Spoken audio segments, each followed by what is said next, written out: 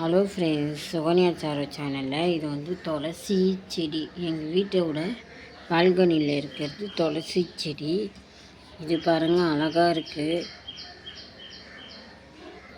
இது பார்த்திங்களா இப்படி வளர்ந்துருக்கு பார்த்தீங்களா?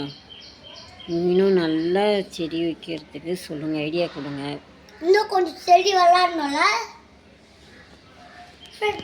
உங்களுக்கு கொஞ்சம் ஃப்ளவர் பிடிச்சிச்சுன்னா ஆன்லைனில் இருக்குது, வாங்கிக்கோங்க. ஆன்லைனில் பொட்டிலாம் கிடைக்கும், அதுவும் இல்லாமல் இதெல்லாம் கிடைக்கும். ஒரு நாளைக்கு வாங்கி பாருங்க, அப்போ உங்களுக்கே தெரியும்.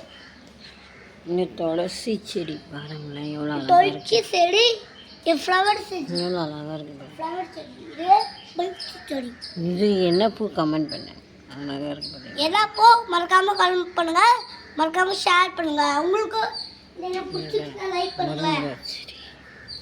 இந்த பூ எல்லாரும் பார்த்துருப்பாங்க.